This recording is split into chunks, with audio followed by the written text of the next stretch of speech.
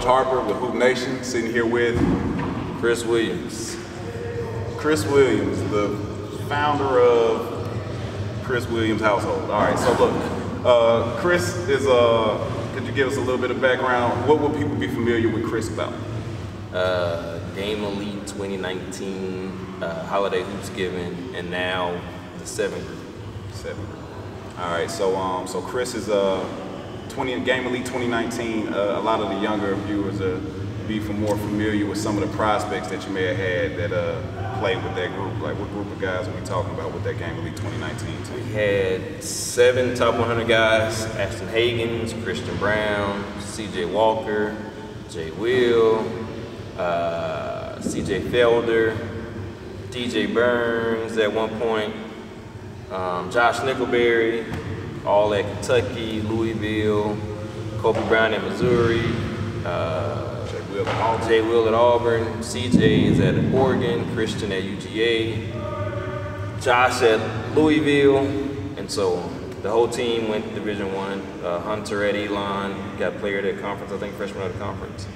So a lot of guys in college and just making sure they continue to work out and get better for their sophomore year. How long you been doing the AAU thing? AAU coach. How long have you been doing it, and what got you into it?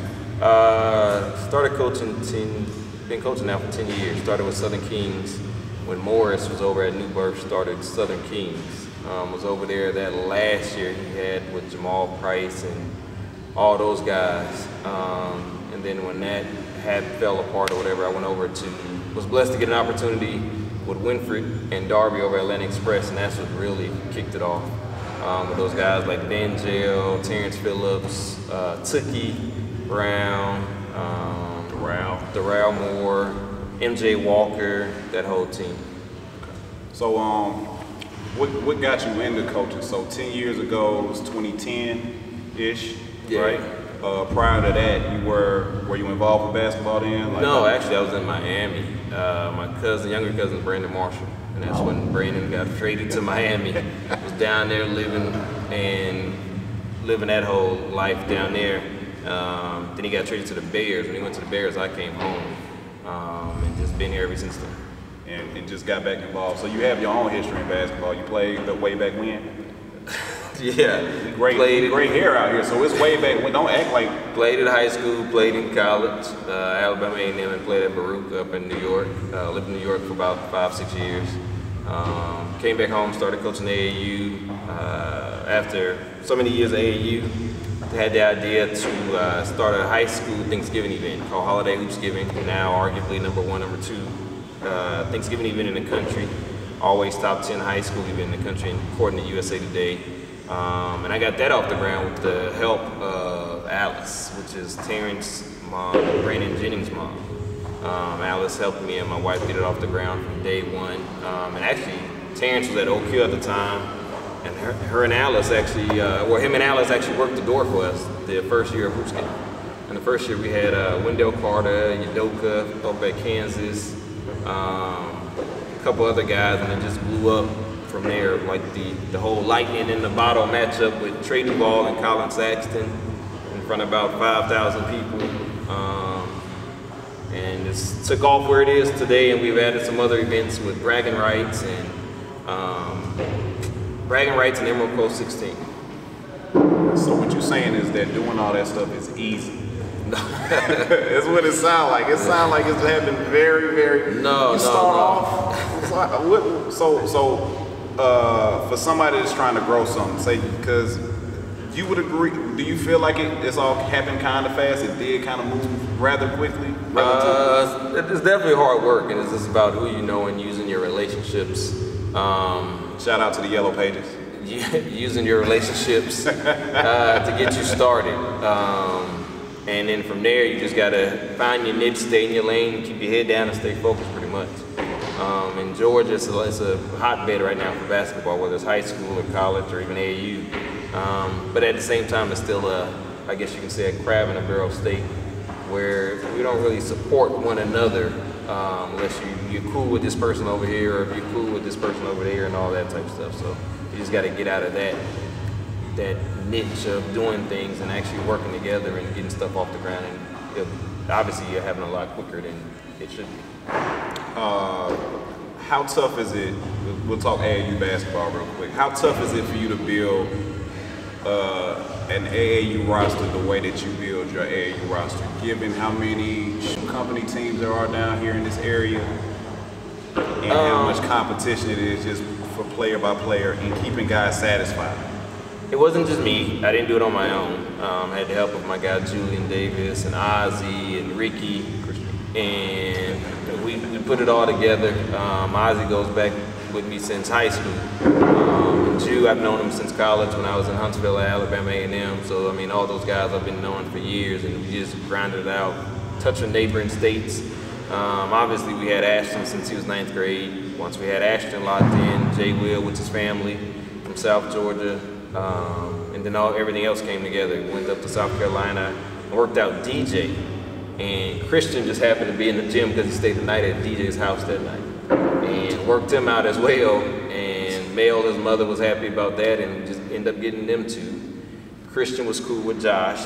Josh wanted to play with Ashton and Christian. And he was a top 30 kid at the time. And just put it all together, really. Then once everybody seen I guess the allure of when we left Nike to go over to Adidas and played up 17s, then it was easy to get kids in, because basically no matter where you went, you heard about the three-headed monster, which was Ashton, Christian, and Josh, the three Migos, but then you also had Jay Will, who was probably the glue guy of the entire team. 6'7" freak of nature. Ashton always give Jay probably the most praise out of everybody. Quiet kid who plays his butt off. I had a great season down at Auburn for a freshman year, and then really just kept it together. I mean, we was young then, so we was able to, I guess you can say, relate to those guys better than an older AAU coach. So although, you know, they respected us, we still treated them as they was like our friends or whatever the case may be. But when we step in those lines, it was all respect. They understand, you know, you don't cross that line of a player and a coach. They respected us, we respected them. What about with keeping your roster intact? Because, you know, it's one thing to get guys in the gym and have them in a jersey and play one weekend. It's another thing to have a group of guys to travel with you weekend after weekend after weekend. When there's so many other teams that obviously always have some sort of access due to social media or other relationships and stuff like that to the players that you have. Like, how is that something that you had to fight with, or was it pretty seamless for you? Like, I mean, we ran into those issues when you had some other guys in neighboring states trying to poach the guys or whatever. But I mean, with us, it was basically a family. Whether it was with the parents or with the players, it was always a family. So we always stuck together. So if somebody was to call Ashton or Ashton's dad, Marv, they was very loyal. Marv would be like, "Hey, Chris, this is what's going on, boom, boom, boom." And we just nipped it in the bud. And then when you got Ashton, who's a pass-first guard, #1 point guard for 2019 class, and all you got to do is run up the floor and he's going to find you, why would you go somewhere else when you got somebody like that? Jay Will was, I mean, none of the guys we had was selfish, that's the thing.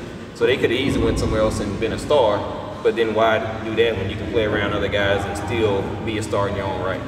With other guys trying to poach some of the players on occasions, does that interfere with your relationship with other coaches, or is there like an understanding that everybody has a certain commodity that they're trying to build a brand for themselves? I mean, at the end of the day, it's a business. If that's what they feel like they need to do to, you know, help their brand or their program be successful, I don't knock it. It is what it is. I mean, I keep it cordial with everybody, because at the end of the day, you just never know. Whether it's the ball start bouncing for a player or for a coach, you're going to eventually need somebody one day. So, I mean, I really didn't get mad at people when they did that. I mean, I kept it cordial, whether it was at Swanee or at Lake Point, or whether he was on the road somewhere, still speak and keep it moving. I mean, you just know how to treat them moving forward. If they quote unquote smile in your face and then DMing your kids, you know, on Instagram or whatever the case may be. So. Let's say you are coaching AAU this coming summer? Well, I mean, this is Corona summer. Right. We had a pretty good squad. We had some good kids.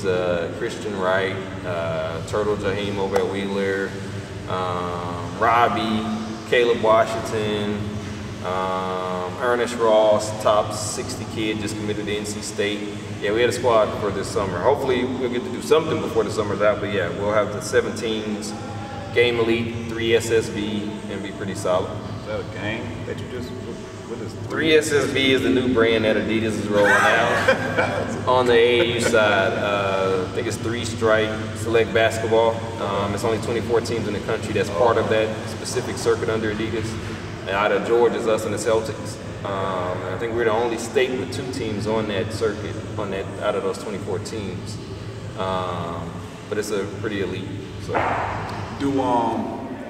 Say that this was your last year doing AAU basketball, and you're still involved with basketball.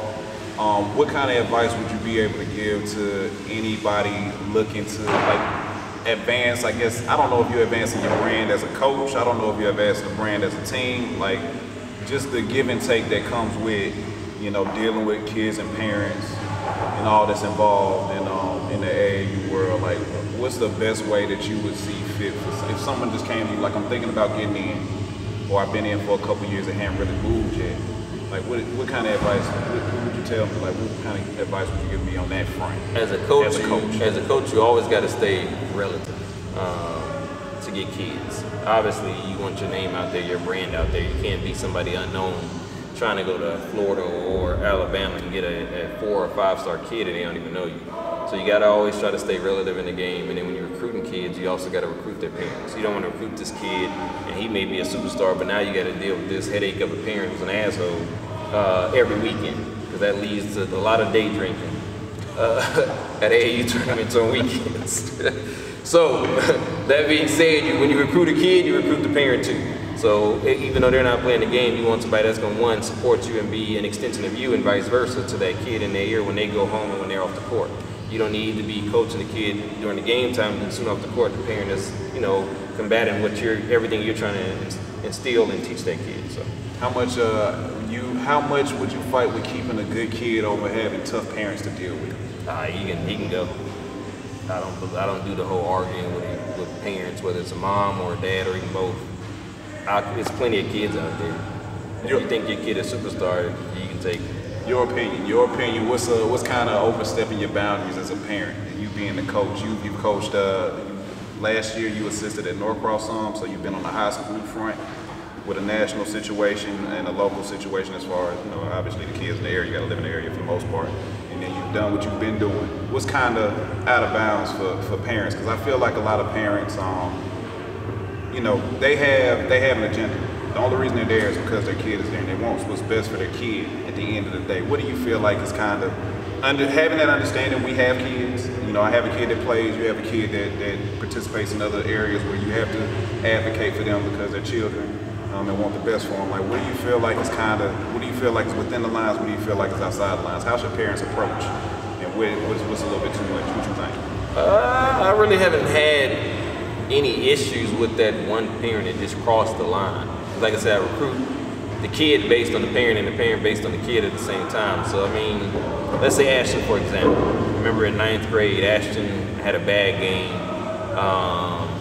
and I was trying to figure out how to handle that situation. He just didn't play the best. Marv, his dad, pulled me aside. Was like, okay, Chris, if you can give him praise when he's playing well, you got to learn to give him scolding when he's playing like shit.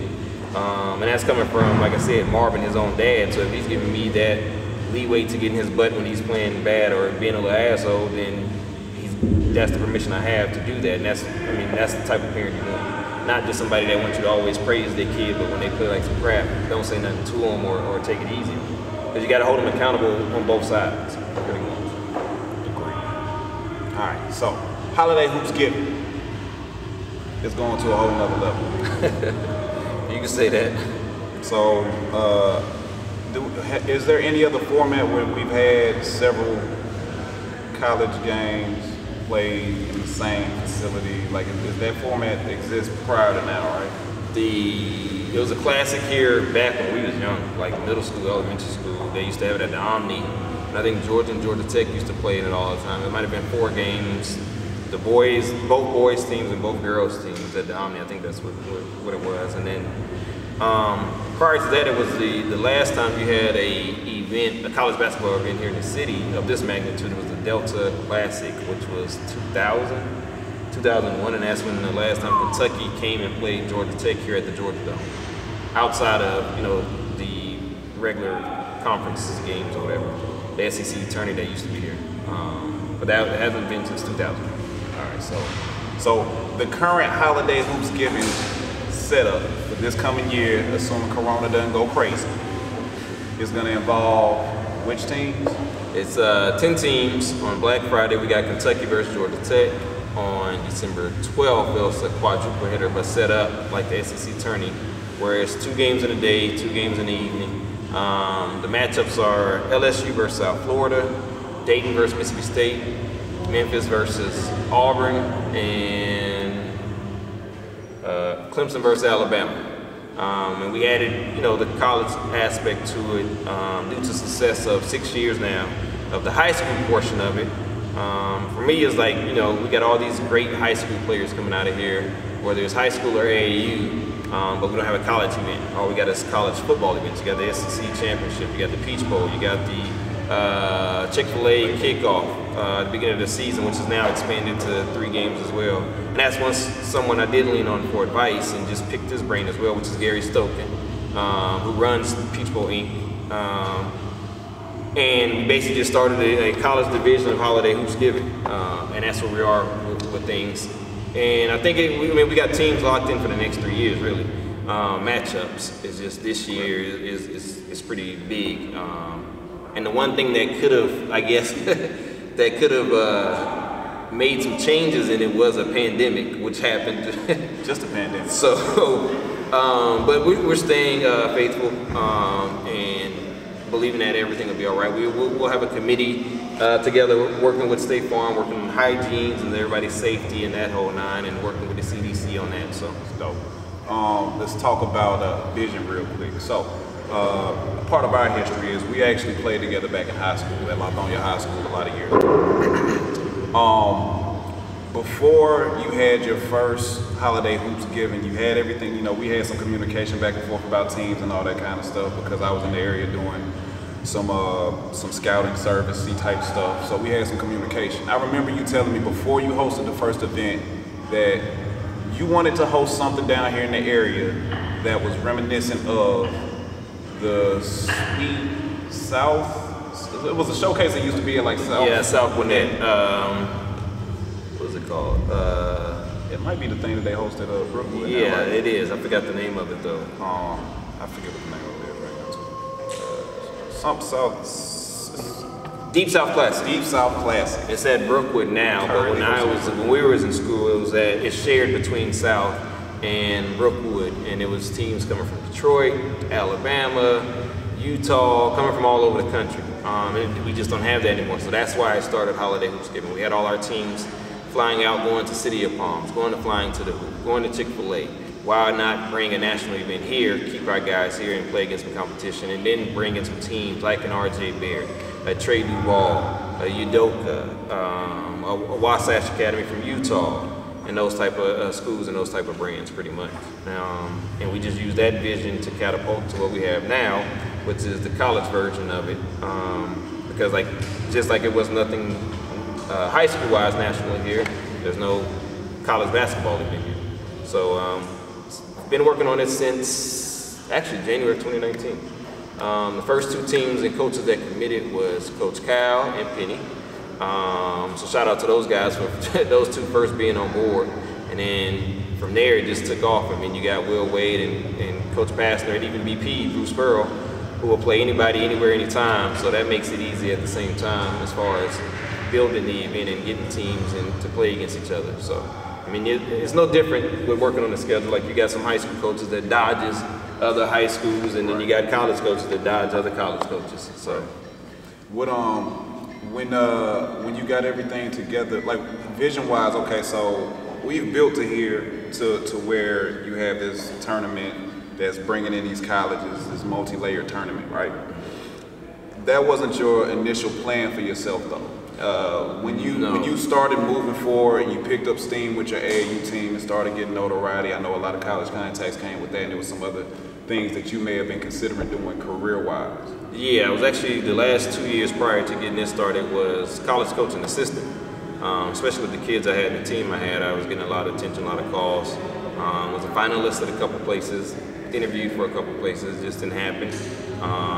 Was praying hard about it, and now seeing where I'm at now, it's like, you know, my vision to be a college coach wasn't as large as God's vision or his plans for me, which is still been in the college basketball realm, but now instead of looking for a job, I started my own business, which is the 7 group. And under that, we have 4 high school events and a college event. What's the 7 group? What does that mean? Is there any meaning behind that? 7 stands for, May 7th is my birthday, but also we want players and the coaches and even the fans to have that complete experience. In the Bible, the number 7 means completion. It means basically, like I said, completion. So we want everybody to come to the event, whether you're playing in it, whether you're attending it, whether you're coaching in it, to have a complete experience. We want you to leave, whether it's the high school portion or the college portion, leaving that this was a great event for everybody involved. Well, very important question. Your worst loss as a coach?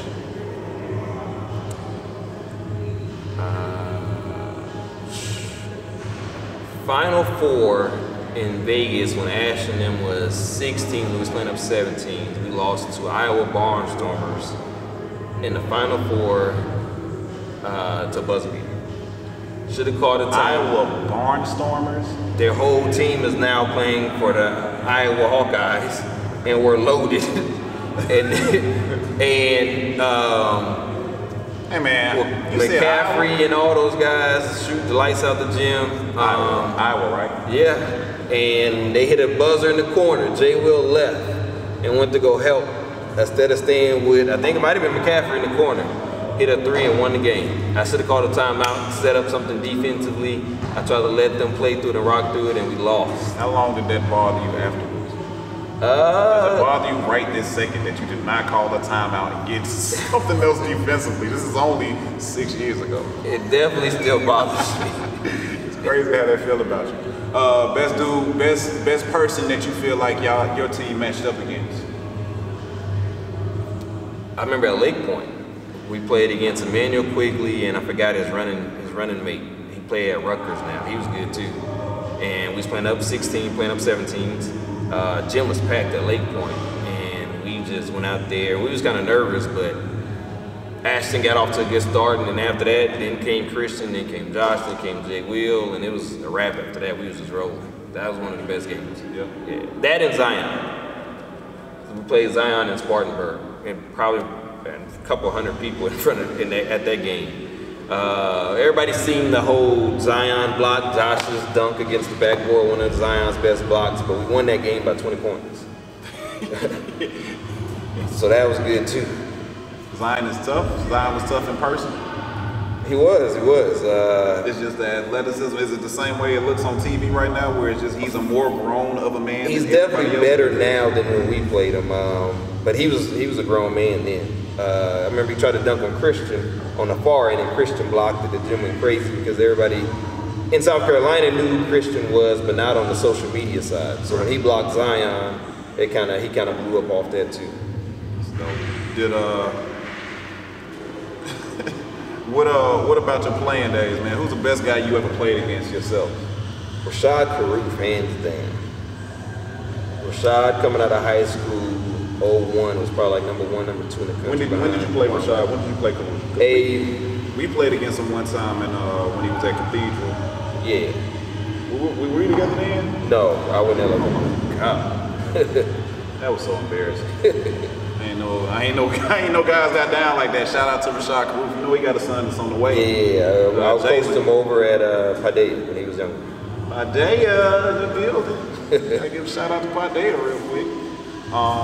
But yeah, man. So I guess we got anything we left out? Is there anything that you would like to say? Anything 7 group related? You want to give a shout out to the wifey or something like that? You want to give a shout out to? Definitely shout out to the wifey. That's my business partner. She helped me.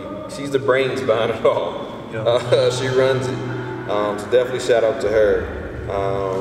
And just really excited about this fall. Like I said, hopefully everything dies down with the whole COVID-19 thing, and looking forward to it. I know I've talked to all the teams on a consistent basis, and they're all excited about it. They're all looking forward to coming here to play in Atlanta, playing at State Farm Arena, which is a beautiful arena. So we're just working on that right now, just grinding, along with matching up the high school side of things. We have all the teams and just matching up, making the best matchup for the best high school event on that side as well. So just continually to grow, really, just trying to stay relevant. You got any social media handles, any websites you need to toss out here so that people can be a part of the movement the best they can? You got Coach CB Williams on Twitter. Instagram is Holiday Hoopsgiving. Instagram is the 7 Group. Twitter is 7 Group, and that's VII with the number 7 being Roman numerals. That's it. That's it. That's good. I think you did a good job today for a guy that's not ever in front of the camera. The only other time that anybody has ever seen you is at after games at Hoopsgiving going, I need somebody to come out, somebody bring Ashton out here, he's MVP of the game. No, you vanish into the back. They do be disappearing. Just walk around with a microphone like that, like Trump, like is Ike here? Is Ike Chippewa? So, but nah, man, I'm really proud of you. You know, I'm sure we've had that conversation, not in front of a camera. You know, to kind of have been around from the beginning of trying to put things together with ideas. Since day one. It's just crazy how it's just continuing to grow. It's not like it's topped off, you know what I'm saying? Like every time it seemed like getting topped off, it's like, yeah, I just got Kentucky coming in town. Like we just walked in here right now, I'm not gonna throw your business out there. He just was like, yeah, I just got a phone call. Like, this dude Wayne here, just do whatever he wants. It's crazy.